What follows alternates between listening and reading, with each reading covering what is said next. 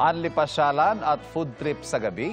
Sagot yan ng cafe and restaurant sa Baras Rizal na may tanawing Malanami Island sa South Korea. May patok ding tambayan sa Antipolo na ang alok sa mga bumibisita, Kapeng Tatak Pinoy. At tinutukan niya ni Von Aquino.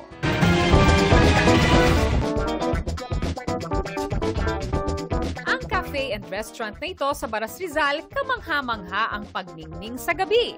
Sariwa pa ang hangin galing Laguna de Bay habang tumatawid sa Bamboo Bridge. At eco-friendly rin daw sila.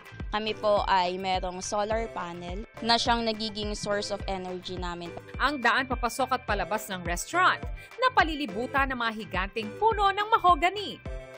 At kahit nga maliwanag na ang buwan, mag-enjoy pa rin sa pagpapapicture dito sa Malanami Island na lugar dito sa Baras Rizal. At kung mapagod ka't magutom, matakam sa menu na angat ang kulturang Rizalenyo. Tulad ng pritong dalag with balaw-balaw na binuro version ng Rizal. Ang inulang pori pinugot ay isa sa mga original dishes dito sa Baras. Hindi po kami gumagamit ng kahit na anumang MSG. Para siyang sinigang na nilagyan ng gata at may hipon. Sarap ng combination. Dessert with a twist ang turon with ice cream. Choco batirol. At kumikinang na blue ternatse juice. The food is very, very good. Nakaka-relax yung ambience, ganyan. Tapos, chill-chill lang na kwentuhan, kain, gano'n. Support local din ang isinusulong ng Pinoy Cafe na ito sa Antipolo na may stunning panoramic view. Ang bawat higop ng kape, laking tulong sa Filipino coffee farmers.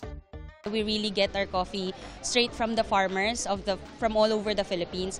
Tapos po, we take pride also with our mga desserts like yung alcalde suman namin na staple dito sa Antipolo, which is suman, kasoy, mangga. I never taste coffee like this from others, and as well as the ambience, the view. It's really good. May twist din ang kanilang Pinoy menu tulad ng sinigang na hiniwalay ang sabaw. Litaw ang Antipolo sa palitaw na may kasoy, mangga, gata at white chocolate mint. At suma na may mangga, kasoy, caramel at salted cream. O saan tayo sa susunod na pasyal o kahit food trip? I-share nyo sa 24 Oras Weekend page ang inyong travel at food adventures. Para sa GMA Integrated News, Von Aquino, nakatutok 24 Oras. Mga kapuso, patuloy na tumutok sa mga balita. Mag-subscribe sa GMA Integrated News sa YouTube. Sa mga kapuso abroad, samahan nyo kami sa GMA Pinoy TV at www.gmanews.tv.